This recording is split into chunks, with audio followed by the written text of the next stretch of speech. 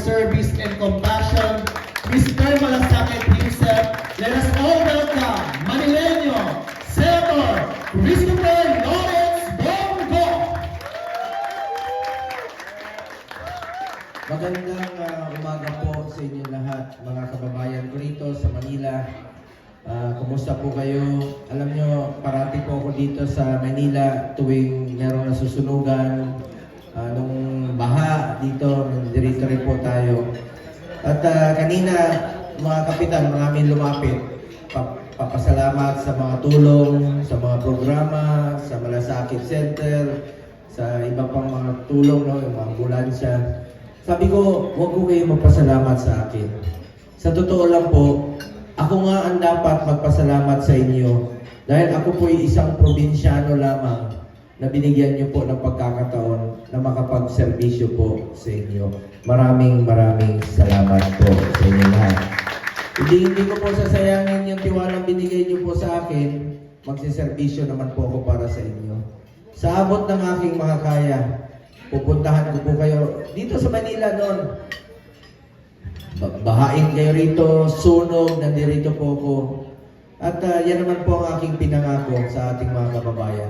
Hindi ko po matiis na nakaupo lang sa opisina habang yung mga kababayan natin mahirap na kailangan ng tulong. Alam niyo, yan po ang trabaho namin bilang senador. Constituency, representation, at legislation. Huwag mo namin limitahan bilang mambabatas. Kailangan ilapit natin ang serbisyo sa ating mga kababayan. Ako po isang Batanggenyo na Bisaya, pero laking Maynila din po ako. Dito rin po ako nag-aaral sa Maynila for 10 years. So, tuloy niyo lang po ako ng kapitbahay ninyo. In fact, hanggang ngayon, sa Maynila po ako nakatira. So, kayo mga kapitan, parati naman ako dyan noon. Dyan sa inyong Lechon Kawali, kung kumakain ako dyan. Sa Malate, yung kanto ni, ni Mon, yung meron siyang restaurant dyan, Mon Golbes, kumakain ako dyan sa... dikit-dikit tong Maynila eh. Sila Chairman Boyce, mga kaibigan. Marami akong kaibigan na kapitan. Kayo yun, mga kaibigan natin dito. Malapit po ako sa inyo dahil kapitbahay lang tayo. At huwag ko kayong mag-atubiling lumapit sa akin. Dahil nandito lang po ako na handang magserbisyo sa inyo sa abot ng aking makakaya. Gusto ko rin pong batiin lahat ng mga organizers dito po, lahat ng mga barangay captains ng District 5. Palakpakan po natin, please. Of course, ang ating mga kasamahan dito sa Senado. No? And dito rin po ang aming officers, no? Si Ma'am Vivian Velas, VP for NCR. Palakpakan po natin. Pompi Henson, Regional President for Central Luzon. Anthony Del Rosario, Section NCR. Ivy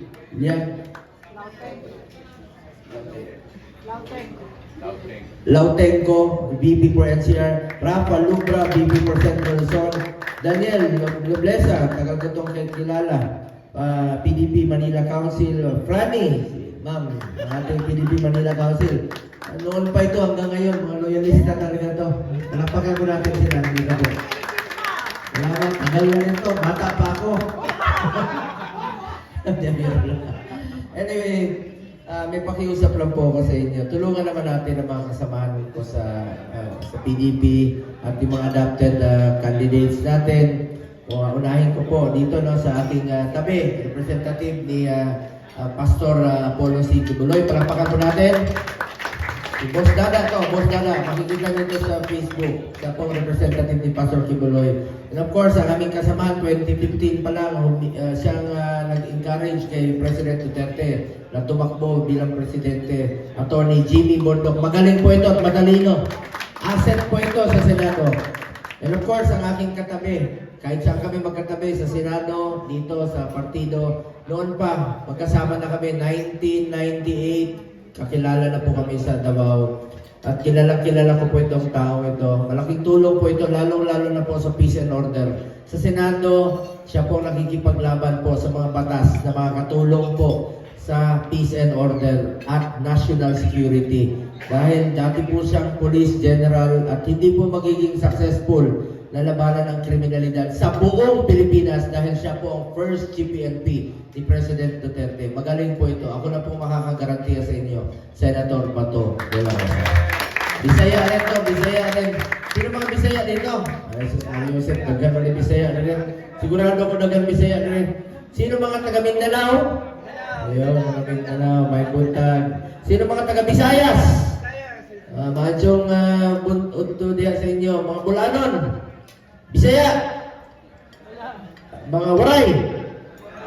Waray, ako, Waray Kwarta. Damo ko sa Parente. Ilonggo, sino Ilonggo? Linti, Parente ko wala yung Ilonggo.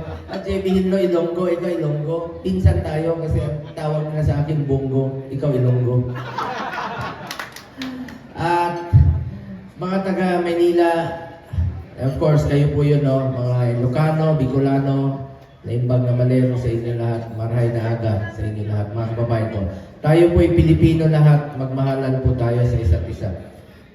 Gusto ko lang po mag-report sa inyo bilang inyong senador kung ano na po mga trabaho na gawa natin sa Senado. I authored 16 laws. I principally sponsored 82 laws, including 80 laws for the establishment and upgrade of public hospitals. Ano po yun? Halimbawa, itong PGH, kulang yung kama. Dadagdagan natin ng kama, upgrading ng kanilang hospital beds. Dahil nakita ko sa kakaikot ko sa buong Pilipinas, kulang talaga ang ating pasilidad. At ang makikinabang dito yung mga mahirap nating kababayan. At ngayon, isa rin po kami sa author at co-sponsor ng Bureau of Fire Modernization. Kami ni Senator Bato para sa ating mga bumbero. At ako po isa sa una na nagsulong ng Department of Migrant Workers para po ito sa mga OFWs natin. Noon, wala pang may gusto niyan. Ako lang mag-isa. At tinulungan ako ni Senator Bato, ni Senator Joel, na isa patas po siya. Meron na tayong departamento sa ating mga modern day heroes. At I co-authored and co-sponsored 185 laws. Bilang chairman ng Committee on Health, 3 po ang aking naging prioridad. Malasakit centers, super health centers, at regional specialty centers.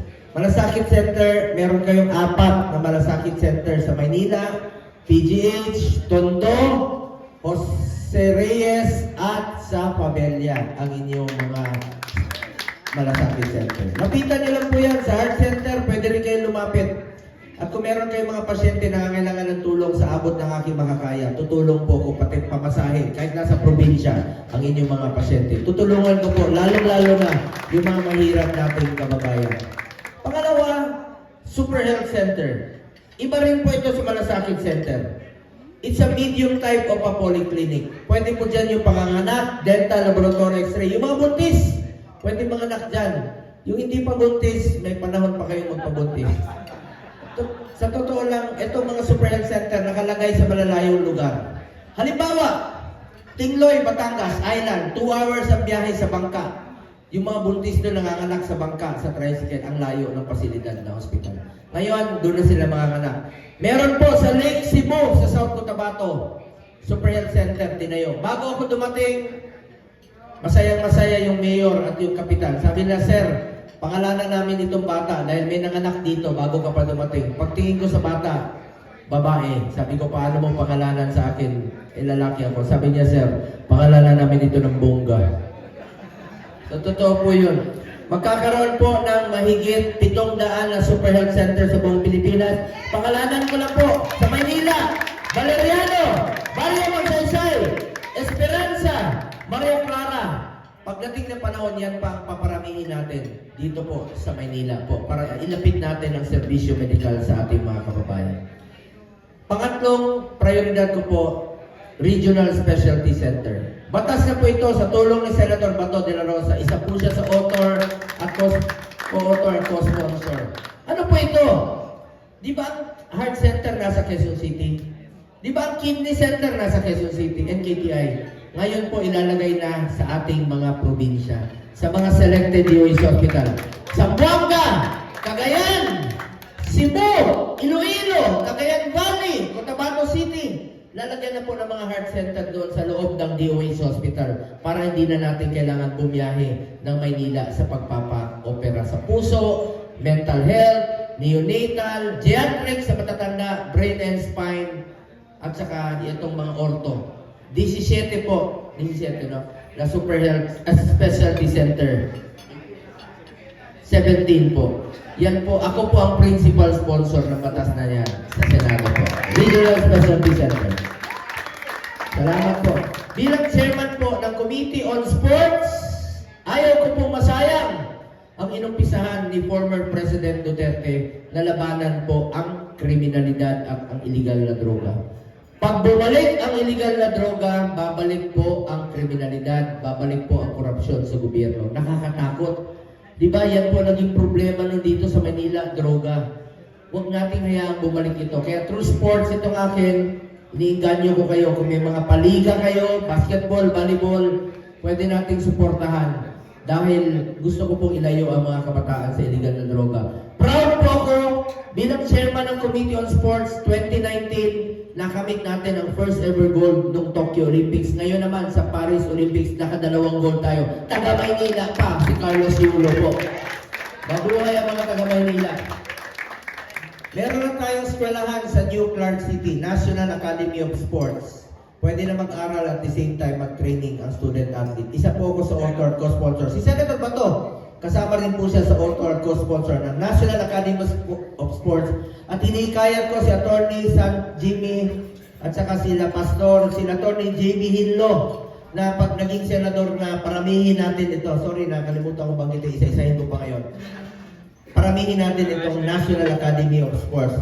Balikan ko lang po si Attorney JB Hinlo, asset po ito ng Visayas. Para meron tayong representante sa Visayas po, inong ko po ito. At saka natin po siya PACC Commissioner. Lumalaban po ito sa korupsyon sa gobyerno. Hindi ka titigilan nito. Aawayin ka talaga nito. At gusto ko rin po banggitin si Ipe Salvador, ang aking kaibigan, matagal ko ng kaibigan, si Mr. Efectivo. Nagawa na niya lahat sa buhay niya, pelikula, ang kulang na lang makapagserbisyo. Tulungan niyo rin po si Mr. Philip Salvador, Mr. Efectivo. And mga kasamahan ko, Attorney Vic Rodriguez, si Attorney Raul Lambino, Congressman Marcoleta, classmate ko po sa Commission on Appointments po. Tulungan po natin. Mas marami pong PDP na mananalo, mas marami pong makakatulong po sa ating mga kababayan. Hindi lang sa kapartido natin, kundi sa sambayan ng Pilipino. Ang kapanalunan po ng PDP ay kapanalunan rin po ng sambayan ng Pilipino. Maraming salamat po sa inyo lahat, mga kababayan ko. Ulitin ko, bukas po ang aking opisina para sa inyo lahat. Sa mga kapitan naman, suportado ko po kayo. Nung postponement ninyo, sinuportahan natin 2 times. At ngayon naman po, isa po ako sa author ng ito pong Senate Bill 2802. Ito pong pagpapalawak pa ng inyong serbisyo. Basta kung anong gusto ninyo, doon po ako. Dahil alam ko, ang trabaho ng kapitan, ako po galing rin sa baba. Alam niyo, nung mayor pa po si Mayor Duterte ng Davao, umaga pa lang, kapitan ang karap ko. Hanggang pag-uwi ko sa gabi, ang kapitan nandiyan sa hagdanan. Kayo po yung may dala sa lahat ng serbisyo, basic services. Kaya, kapitan, napaka-importante. Mga kapitan, you are superstars in your own right sa inyong barangay. Kayo ang hari doon. Isa lang po ang pakiusap ko sa inyo. Huwag niyo pong pabayaan yung mga kababayan nating mahihirap po. Yung walang matakbuhan kung hindi kayo po mga barangay captain. Kaya mataas po respeto ko sa inyo mga barangay captains. Pantay-pantay lang tayo. Pareho naman tayong trabahante sa gobyerno. Huwag niyo po ako ituring na ibang tao sa inyo. Tawagin niyo lang akong Kuya Bongo o Bongo. Pero may pakiusap lang po ko sa inyo. Kung mas matanda kayo sa akin, huwag niyo naman ako tawagin Kuya. Eh, siyempre, pag nagsalubong tayo, Kuya Bon. Ano ako, super lolo? Bongo lang po, madaling tandaan. Alam niyo, hindi niyo malilimutan ang pangalan ko. Pero unahin niyo rin po yung mga kasamahan ko. Dahil ako, hindi niyo malilimutan ang apelido ko. Pumunta kayo sa kanto ng Maynila. Napaka-traffic sa Top Avenue, Rojas Boulevard. Anong unang maalala niyo pag nakita kayo ng traffic light? Ano yung green? Pag gutom na kayo, bibili kayo ng manok, chokes to? Oo, yun na. Anong pangalan ng dating presidente? Rodri? O, anong paborito naming ulam? Mo? O, anong tawag sa mahilig sa alak? Lasing? Hoy, mga lasinggo, huwag kayong magmaneho pag nakainom.